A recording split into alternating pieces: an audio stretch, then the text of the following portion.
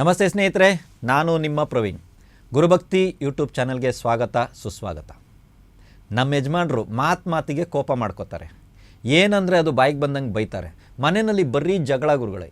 ಏನೇ ಹೇಳು ಕೇಳಲ್ಲ ನಮ್ಮ ಯಜಮಾನರು ಅನ್ನುವಂಥ ಹೆಣ್ಣು ಮಕ್ಕಳು ಯಾರಾದರೂ ಇದ್ದರೆ ಮದುವೆ ಆದವರು, ಅವರಿಗಾಗಿ ಈ ಪ್ರಯೋಗ. ಅಮಾವಾಸ್ಯೆ ಕಳೆದು ಬರುವಂಥ ಮೊದಲ ಸೋಮವಾರ ದಿವಸ ಈ ಪ್ರಯೋಗ ಮಾಡಿ. ಒಂದು ಬಿಳಿ ಕಲರ್ ಬಟ್ಟೆ ತೊಗೊಳ್ಳಿ, ಅಂದರೆ ಒಂದು ಕರ್ಚೀಪ್ ಸೈಜ್ ಇದ್ದರೆ ಸಾಕು. ಪೂರ್ತಿ ಬಿಳಿ ಬಣ್ಣದಿರಬೇಕು. ಅದನ್ನು ಒಂದು ಸ್ವಲ್ಪ ನೋಡಿ, ಆ ಬಾರ್ಡ್ರ್ ಗಿಡ್ರೆಲ್ಲ ಬೇರೆ ಕಲರ್ದು ಬಂದರೆ ಬೇಡ, ಸರಿನಾ?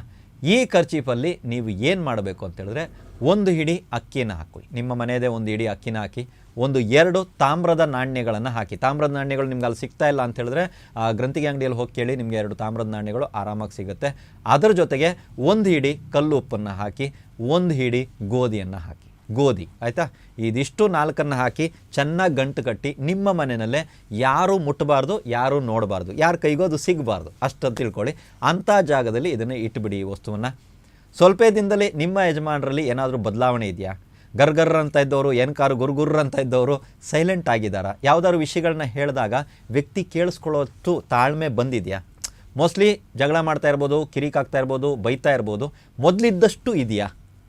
ಚೇಂಜಸ್ ಎಷ್ಟು ಬಂದಿದೆ ಅನ್ನೋದನ್ನು ನೀವೇ ನೋಡಿ. ಪರ್ಮನೆಂಟಾಗಿ ಈ ವಸ್ತುವನ್ನು ಅಲ್ಲೇ ಬಿಡಿ. ಮತ್ತೆ ಇದನ್ನು ಬದಲಾಯಿಸಬೇಕಾ, ಏನಾದರೂ ಮಾಡಬೇಕಂದ್ರೆ ಏನು ಮಾಡೋಕ್ಕೋಗ್ಬಿಡಿ, ಪರ್ಮನೆಂಟಾಗಿ ಅಲ್ಲೇ ಬಿಡಿ. ನಿಮ್ಮ ಯಜಮಾನರ ಕೋಪ ಕಡಿಮೆ ಆಗುತ್ತೆ. ಇದು ಹೆಣ್ಣು ಮಕ್ಕಳು ಮಾಡುವಂಥದ್ದು, ಗಂಡಂದಿರ ಕೋಪಕ್ಕೋಸ್ಕರ. ಅರ್ಥ ಆಯ್ತಲ್ವಾ? ಸೊ ಎಲ್ರಿಗೂ ಒಳ್ಳೆಯದಾಗಲಿ.